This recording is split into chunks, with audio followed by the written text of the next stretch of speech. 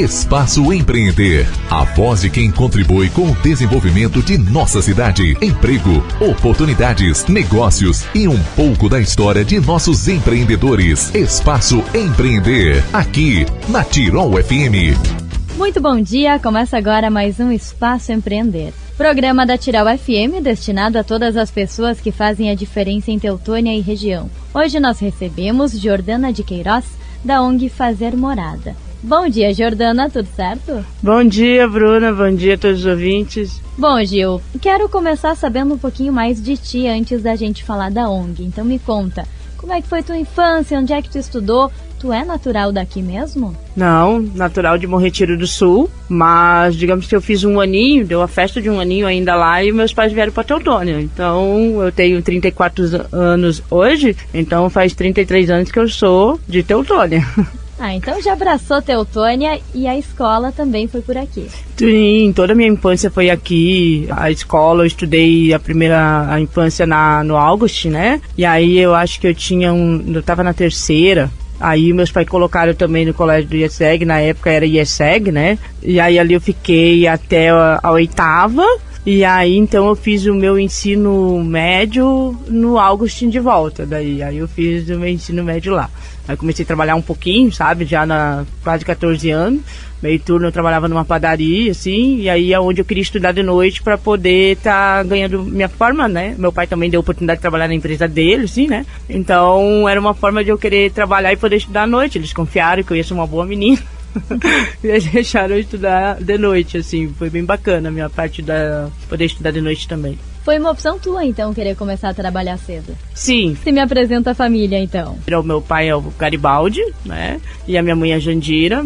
Eu sou a mais velha, a Jordana, então, mas aí tem a Gisele e tem o meu irmão Guilherme, tá? Todos já estão casados hoje também, eu tenho um sobrinho também já da minha irmã. Ela tá grávida agora, né? Que seja uma boa gravidez pra ela. E aí, então, eu casei com o bom Cléo. Eu não saía muito, meus pais sempre foram pessoas que cuidavam muito, né? E eu não conhecia, nem sabia que o nome dele era Cléo, mas eu olhei pra ele, eu queria que ele fosse meu esposo, porque eu vi ele no meio dos pais dele. Tava a mãe dele, e ele no meio, e o pai dele. De noite, olhando um jogo de futebol. Não, só pode ser um bom menino, né? Daí esse menino eu queria pra mim. Aí eu sou mãe da bochecha cheia, que é a Laura. Mãe da bochecha furada, que é a Ruama, que é com R, né? Ruama. E mãe da mistura, que é a Luana, que veio agora. Adorei os apelidos. Não sei. Foi uma coisa que a gente começou por causa do bochechinha. E a Laura, quando ri mesmo, ela rindo, a bochecha não fura, sabe? E a Ruama, ela tem uma bochecha cheinha, mas quando ela ri, dá aquela furadinha. E aí a Luana realmente, ela cheia e fura, assim, é uma mistura, né, um pouquinho da gente ali, um pacotinho pequenininho que Deus mandou agora de surpresa pra gente. Quando eu achei que não ia engravidar, a gente desistiu. Não, Deus não quer, então deixa assim, ficamos só com as duas, né, depois de 9 meses tentando, e aí eu tava grávida, assim, foi bem especial, porque a gente queria tanto, quando a gente, não vai ter, eu já tava, né? Então foi bem especial, uma família grande aí. Espero nós parar por aqui, amor. Que bacana. Jordana, qual é a importância da família na tua vida? Eu fui muito bem cuidada. A minha mãe conta do meu pai sempre penteando meus cabelos. Ele podia ter muito a fazer, mas quem penteava meu cabelo era meu pai. E como eu tenho muito, eu imagino que ele passava trabalho para tirar os nós e eu chorava, né? Mas então, eu acho que ter esse cuidado do pai, né? Minha mãe sempre me enfeitava muito, tem fotos minhas da mãe me botava cheia de coisinha no cabelo, aquela menininha toda, né, ajeitadinha. Eu acho que eu tive muito cuidado. Quando meu pai conheceu Jesus, então eu já tinha uns 9 anos, que ele foi pra igreja, assim, sabe, que ele mudou. A minha mãe e meu pai mudaram muito. Eu, com 12 anos na igreja, comecei a cuidar de crianças na escola bíblica. Eu acho que esse fato de eu ser bem cuidada, e quando eu comecei da escolinha bíblica, eu começava a ver famílias, né, que iam na igreja, tinham seus filhos na igreja.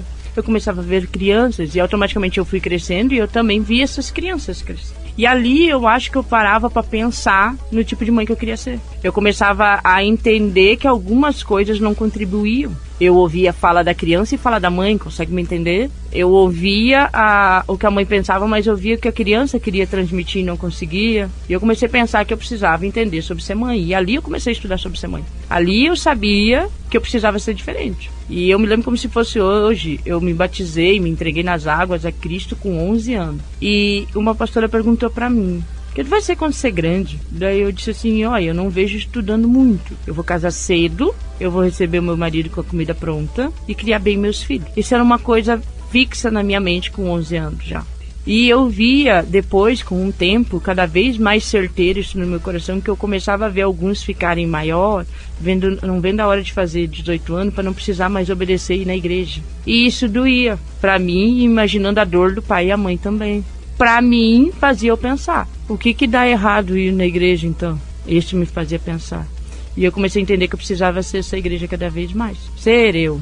Eu acredito nisso que eu falo. Eu faço isso porque eu acredito muito. Eu acho que ali fazia eu pensar o tipo de homem que eu vou querer ter, né? Vai ser trabalhador? Vai ser um homem que vai cuidar junto de mim com os meus pais? Então observava se ele era bom filho, vai ser bom marido, né? Grita com a mãe, vai gritar comigo, isso é lógico, né? Se grita com a mulher que criou ele, imagina com a mulher que não, né? Então essas coisas eu observava, entende? Por não sei, por ver. Então eu parava para pensar. E uma das coisas que eu vi muito foi muitas meninas casarem com aquele cara que estava na igreja, assim, não que ia na igreja, mas no caso veio para a igreja, ou estava dentro da igreja, enfim. Logo depois não iam mais. Eu vi elas tristes porque o cara não seguia mais o mesmo propósito que ela tinha. Então eu não queria aquilo para mim. E o Cléo, quando eu conheci, ele não era de igreja evangélica. Então o meu receio era o quê? Ele também virar crente só para casar e depois nós nunca mais buscaríamos a Deus. Aquilo foi uma coisa que eu fazia pensar. Isso pra mim era família. Então família pra mim é um propósito. Todo mundo tem que ir pro mesmo lado. Todo mundo vai pegar junto. E eu vi isso no Cléo. Eu vi ele pedir benção, não importa o público e aonde, mesmo com idade, né, casado comigo até hoje. Se as minhas filhas hoje pedem benção, eu nunca desrespeitei meus pais, mas eu não tinha esse costume de benção mesmo depois de adulto, sabe? Mas eu via nele um homem pra fazer isso, é um bom homem, eu quero pra mim. Então eu sabia que ele ia construir comigo essa família. Então, antes de se apaixonar, primeiro a gente tem que se amar, né? Então, eu sabia que Deus me amava e Ele tinha um propósito pra mim. Então, eu preciso de uma pessoa que ame mais a Deus do que a mim. Se ele amar bem Deus, ele não vai me maltratar. Se ele amar bem Deus, vai dar certo. Porque eu também amo a Deus e aí eu amo o Cléo. Porque se o Cléo bater em mim aqui agora ou falar uma palavra ofensiva, eu vou ficar brava. Isso, todo casamento tem. O meu também tem. Tem um monte de B.O., né, amor? Tem um monte de B.O. Nós tentamos e conversamos, sabe? Só que o amor que eu tenho em Cristo por Ele faz eu continuar casado. E aí a gente vai aprendendo aos poucos. A gente cresceu muito, já 16 anos casado, né? A gente já aprendeu como conversar, porque a gente não se conhecia, né? E eu vou morrer com ele, não vou conhecer tudo, né? E a gente vai se conhecendo e vai se lidando. Então eu acho que o propósito é a palavra que define família pra mim. Você queria se dedicar à família, mas começou a trabalhar cedo também. O que tu fez nesse decorrer da tua trajetória profissional? Meu primeiro emprego, na verdade, foi no escritório da firma do meu pai, tá? Foi muito bacana, porque eu cheguei, eu limpei os banheiros, aprendi a limpar banheiro. Eu aprendi a fazer chimarrão, tomar chimarrão, porque daí era chimarrão novinho de manhã e de tarde, na primeira hora, chimarrão novo. A minha primeira chefe foi a Andréia. É uma mulher que me ensinou, tipo, tinha que ir no banco levar uma lote, assim, né? Ou fazer algum pagamento. E ela ia em outros bancos. Eu ia em tais bancos aqui, né, na região. E ela ia nos outros, e daí ela me pegava de carro pra nós ir pro escritório de volta, pra ser mais ligeiro. E o que ela fazia? Ela fazia mais ligeiro que eu. Ia no banco onde eu tava e ficava lá dentro quietinho, em algum lugar. E eu saía de cabeça baixa, já pra rua pra procurar ela. Eu tô saindo na porta, ela, Jordana, eu tô aqui. Aí eu não vi. Sim, porque tu caminha de cabeça baixa? A gente não caminha assim. A gente olha pros lados, a gente vê as pessoas, a gente cumprimenta as pessoas. Não é bicho do mato. Sabe, ela me introduziu no mercado, essa mulher, sabe? Depois, conforme eu ia ficando boa no chimarrão pra ela, o jeito que ela misturava a erva com tal não sei o que, como ela gostava de tomar o chimarrão, esquentar a água na hora certinha, desligar pra não... Tudo isso eu aprendi com ela, sabe? Aí ela começou a digitar os cheques, na época tinha que, né? Atender telefone, daí descobri que eu tinha um problema auditivo, que eu tenho 50% de perda nos 2 ouvidos. Tudo porque eu atendi recado errado. Aí ela que foi ver, de me levar num lugar, tem um problema de audição, tudo, né? Assim, a Andréia foi muito especial porque ela me introduziu a saber trabalhar. Depois, era meio turno ali. Aí eu trabalhava meio turno na padaria da Delícia de Pão ali em Canabarro, do Zé e a Mari. Eu nunca me esqueço que eu corri. Era um teste, a primeira semana foi um teste. E eu tava correndo, assim, pra atender todo mundo, pra fazer a demanda, e eu achando o máximo, que eu tava vencendo. Aí o Zé, Jordana, a gente gostou de ti, mas assim, ainda tá muito devagar, precisa fazer mais ligeiro.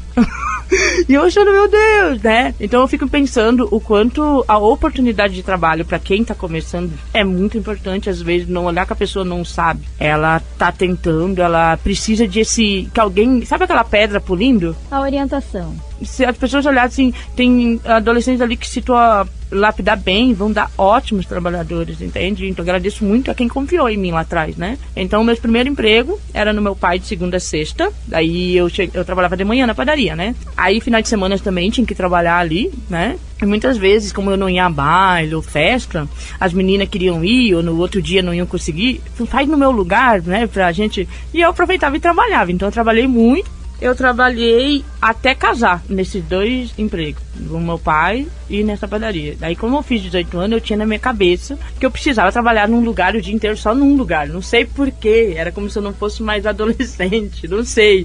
Tinha na minha cabeça que eu precisava arrumar trabalho num lugar só, né? Aí eu me lembro de trabalhar no Hospital Ouro Branco. Eu tinha que fazer lançamentos num computador que era lá no posto ainda, tá? Aí ali eu trabalhei o quê?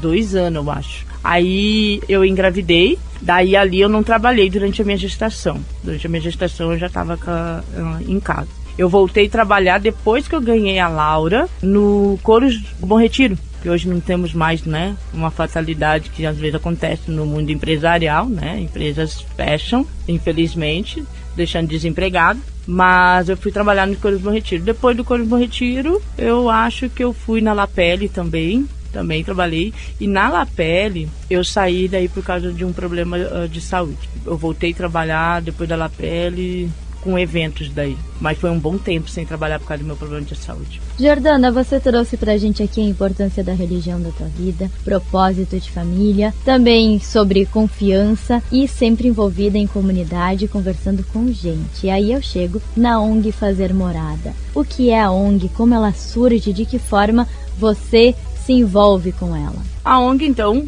foi... Na verdade, eu nunca imaginei. Hoje a gente consegue dizer ONG, né? Hoje a gente consegue ver isso. Mas lá atrás a gente não sabia que isso ia se originar e que era, assim, o que me explicam, o que me ensinaram através da trajetória da ONG, entende? Lá atrás era simplesmente uma organização sem fins lucrativos, porque nós íamos começar a fazer pães para ajudar mulheres que trabalham fora. Porque como eu estava com a segunda filha, e eu precisava voltar a trabalhar, mas eu não queria deixar a mais velha num lugar. Por causa da forma como eu venho criando ela. Acho que já deu para perceber que eu devo criar ela um pouco diferente. Onde é que eu vou deixar? Com quem eu vou deixar? Isso me preocupava. E aí surgiu eu trabalhar com evento, porque era uma coisa que eu fazia de hobby. Eu gostava de organizar festa, era do parente, do outro parente, do amigo do parente. Eu era sempre a organizadora da entrada, da cerimônia, da noiva. Eu sempre fiz isso. Mas como hobby, não sabia que isso era fonte de ganhar dinheiro também, né? Que tinha um trabalho nisso, né? E então, depois, como eu precisava, eu fui fazer, como eu falei antes, que eu tinha um período de doença. Meu esposo disse pra mim não mais fazer esse tipo de coisa, porque as pessoas só estavam do meu lado, às vezes, por aquela festa. Porque quando eu tive doente, as pessoas não tomaram chimarrão comigo. Digamos que amigos que eu mais esperei tomar chimarrão, não teve. E isso fez ver que a nossa casa precisava olhar só pra nós. Vamos cuidar de nós, talvez nós estamos fazendo amizade por coisas que nós podemos fazer e não quem somos. A árvore dá uma sombra, é ótima a sombra dela, mas talvez eu não gosto da árvore, sabe? Só do que ela pode me dar. E isso meu esposo abriu meus olhos e não queria mais. Só que apareceu um casal lá em casa, a festa da Kathleen, uma menina muito preciosa, porque eu dei muita escolinha bíblica para ela também. E ela sempre sonhava com os 15 anos dela, e ela sempre disse que eu ia fazer esses 15 anos. Só que chegou na hora que eu não ia mais fazer. E eles insistiram muito com meu esposo que eles iam dar um dinheiro. Aí o Cláudio, se vocês dão dinheiro para ela vai então, né? Mas de graça não. Eu me lembro deles me dar R$250. Meu esposo deixou eu ir. Nessa festa organizadora, quanto tu cobra teu trabalho? Cobro. Aí ela, não, é sério, eu tenho festas e eu preciso de cerimonialista, tu trabalha bem. Eu não trabalho com isso, que trabalho é esse? Eu nem sei. Tem festa dia tal já. E ela me botou assim, ela viu que eu não estava entendendo o que estava acontecendo. Tudo bem comigo. Aí foi aonde eu fui empreender pela primeira vez pra mim. Comecei a entender, fiz curso, eu cheguei a fazer curso para fazer plantas do local, para ver se cabia as pessoas, as mesas, como fazer. Eu fiz muita coisa bacana, fiz muita festa bonita. E ali, nessa oportunidade de estar uma festa por mês, se eu vou trabalhar o dia inteiro numa firma, falta por causa da nenê alguma coisa de gripe. Uma festinha tá bom por mês, então eu vou ficar assim. Só que quem vai ganhar menos, às vezes, tu não sabe nem se vai ter festa no outro mês, tu não vai ficar comprando fora. Aí eu comecei a ter que fazer coisa em casa. E eu lembrei que eu não fazia pão, né?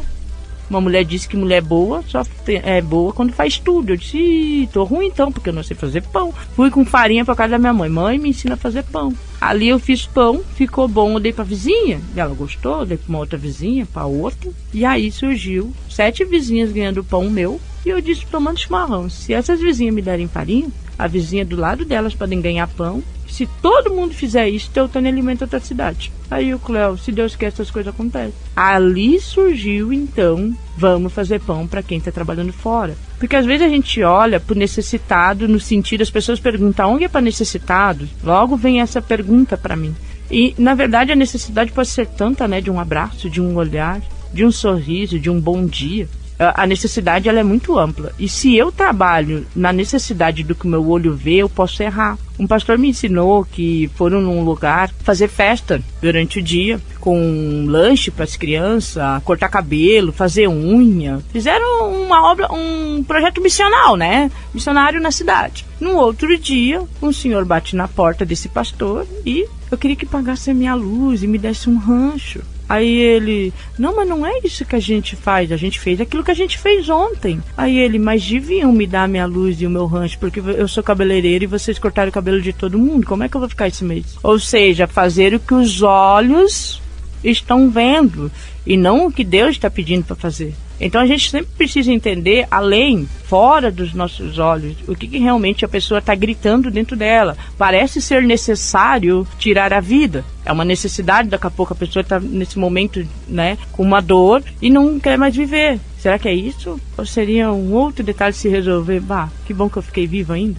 Eu acho que nesse âmbito nós conseguimos olhar o que a criança não disse às vezes. Então fazer algo, como foi a ONG, foi olhar para justamente as mulheres estão trabalhando fora. Eu não olhei para quem era necessitada. Eu olhei, elas estão trabalhando fora, como é que vão fazer pão? Aí se tu estudar a história do pão e ver ainda que o pão caseiro ainda é muito melhor do que um pão cacetinho, claro que é muito gostoso, né? Um pão cacetinho, quem não gosta. Mas assim, essa alimentação não é a melhor. Então, se vai olhar, é muito lindo poder ter o pão caseiro. Mas na hora a gente não entendia tudo isso. Então, empreender fazendo o pão para que as mulheres que chegassem em casa tivessem o pão foi a primeira ideia que surgiu. E junto, um dia as crianças vão aprender a fazer pão. E aí então a gente sonhava. E a gente fez 4 noites de estudos sobre organização sem fins lucrativos. O que é isso? O que não é? Discutimos muitas palavras. O que ela, na verdade ela quer dizer. Então essa não é boa, é aquela lá. Que a gente queria fincar bem, sabe? Lá atrás se discutiu sobre política. Lá atrás se discutiu sobre como é que nós íamos ser princípios e valores bíblicos e não religiosos. Lá atrás a gente discutiu muito. 4 noites de discussão. Por um bem. Aí chamamos vizinho.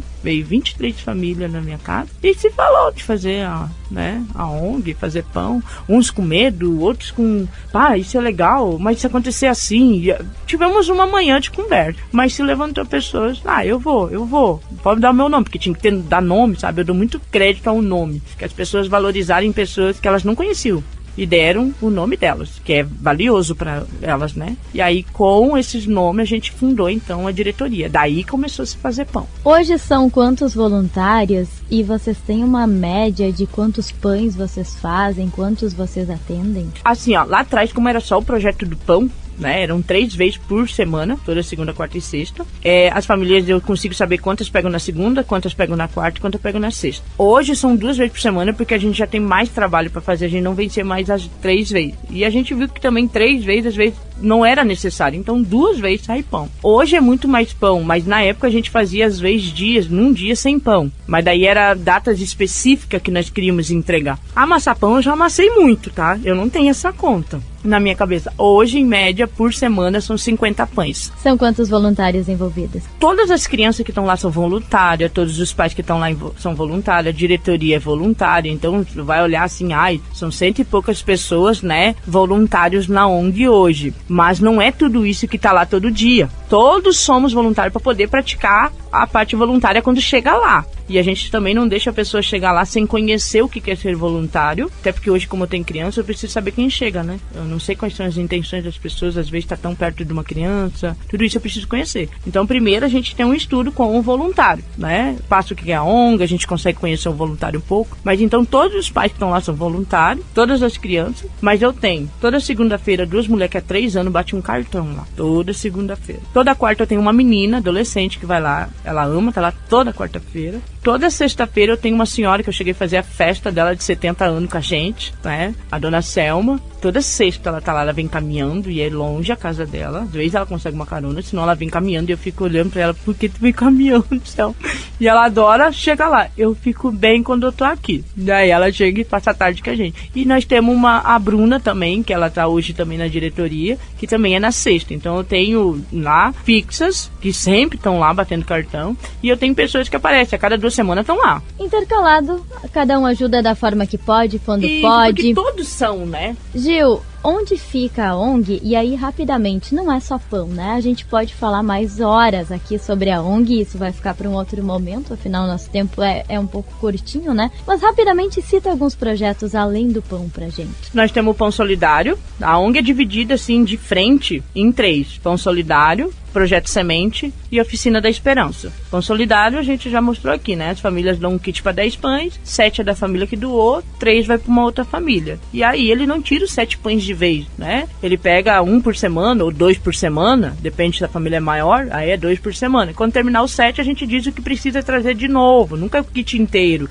conforme eu tenho um cadastro onde eu vou anotando que a pessoa pegou pão, eu sei o que ela tem que trazer. Agora traz mais fermento, agora é mais o sal. Eu vou indicando para a pessoa que trazer. Esse é o Pão Solidário, que se tem, né, mas não é feito ainda hoje. Mas por que não um dia dar curso de padeiro, né? Por que não um dia tornar profissionalizante ainda, né? Poder oportunizar os adolescentes em outras funções. Tudo isso nós podemos chegar lá. Mas como ainda a ONG não tem essa condição, a gente não faz. Mas já tem pelo menos o projeto escrito. O projeto Semente, eles são assim, a ONG fazendo pão e chegando no lar de idosos, viu que podia fazer outra coisa que estava na mão de fazer. Então o projeto Semente foi aquela coisa assim, vai surgir coisas na mão da ONG fazer, então nós temos que fazer. Cuidando de criança, a gente viu a questão da pedofilia e erotização. Nós temos que entender que tudo que nós acrescentamos na vida da criança muito antes da hora, o Império Romano, ele caiu por informação demais antes da hora. E hoje nós estamos numa doença do século, né, que é a doença do síndrome do pensamento acelerado. Então as pessoas não comem mais, elas não sabem o gosto, elas estão comendo e fazendo outra coisa. É folga, trabalhando, né? O WhatsApp está trabalhando. Então, nós precisamos desacelerar. Então, estava na nossa mão poder olhar para a criança, vamos fazer alguma coisa por ela. Aí a gente começou o trabalho de ir nas esquinas, né? Nas ruas, cada vez, nunca é anunciado aonde, né? Só a brigada fica sabendo. E a gente fez cartaz, folders, a própria ONG fez isso, e a gente conscientiza a sociedade de denúncia. E eu acredito que, além disso, a gente consegue ajudar pessoas, porque várias pessoas já começaram, eu sofri disso, minha casa passou por isso, obrigado por estarem fazendo esse trabalho, sabe? Acho que alivia um pouco a dor de alguns, sabe? Então, o projeto Semente, ele é justamente isso, tá na mão. Por exemplo, tem um projeto escrito que a gente não foi ainda, tá se encaminhando dele poder nascer talvez logo, que a gente foi no lar de idosos, e a maior carência do lar de idosos hoje é paninho para lavar avô. Por causa que 50 avô numa casa, 50 paninho para lavar, não é 50 sabonetes. Eles ensaboam o paninho, eles lavam o vô e aquele paninho daí então vai fora. No outro dia de novo. Então à noite, às vezes, quando elas estão, né, os vô mais dormindo, elas estão cortando os paninhos para ter no outro dia. E a gente pensou, a gente pode dar o curso de costura em troca de alguns paninhos. Seja o curso de costura mais simples, cortar bem o pano, botar agulha, mas que a gente tenha uns paninhos para entregar pronto no lar de idosos. Essa é a ideia do Projeto Semente. Tudo que estiver na mão, que a gente viu que fazendo tem que nascer outra ideia, vamos, né? A ONG ela pode ir crescendo no Projeto Semente. E aí tem a Oficina da Esperança, que era onde a gente queria um dia ter o local onde as crianças pudessem aprender a fazer pão, onde elas pudessem aprender outras coisas, né? E ele hoje se originou, né? Antes disso tudo aconteceu na minha casa, né? Pão, algumas sementes que a gente já fez lá atrás, que era flores, como eu trabalhei com evento, né? As flores, em vez de ir fora, vinham pra gente, né? E a gente fazia arranjos novos pra mesa do professor, levava arranjos pro lar de idosos, pras vó. A gente entregou uma vez 500 garrafinhas pro Dia da Mulher na rua, 500, né, garrafinha com florzinha. Eram os adolescentes da escola que iam lá em casa, os líderes de turma, né? Então, assim, o Projeto Semente, ele faz várias coisas e pode parar a hora que não tem. E aí, então, depois que estava tudo na minha casa, que a gente conseguiu, então, ir para um local onde as crianças hoje também podem estar junto lá com a gente, e o projeto da Oficina da Esperança nasceu também. Hoje ele fica ali na antiga sede do Raifer, né, que era conhecido como Parque P, né, que hoje o ginásio lá atrás é o Senai, os adolescentes lá, e então a parte da frente, onde fica o Parque Campinho de Areia, que hoje não temos mais areia ali, mas toda essa parte para frente, as árvores, uma árvore para cada criança brincar de esconde-esconde, né, lugar lindo, ali a gente está hoje com a ONG Fazer Morada. Jordana, muito obrigada por vir compartilhar um pouco da tua história e o começo da ONG Fazer Morada. Em breve a gente quer saber muito mais da ONG e dos serviços que vocês desempenham. Muito obrigada por hoje. Que agradeço a todo mundo que pode continuar nos acompanhando, né, para entender um pouquinho mais do que acontece no dia a dia da ONG também. Bom, como a gente pode acompanhar o trabalho de vocês? No Facebook e no Insta. Instagram é @ONG_Fazer Morada. Isso. Jordana, muito obrigada. Bom final de semana.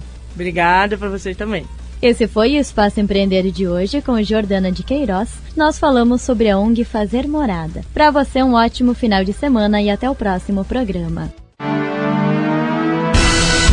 Esse foi mais um Espaço Empreender, valorizando quem faz o dia a dia da nossa comunidade. Espaço Empreender retorna no próximo sábado, aqui na Tirol FM, a mais do Vale.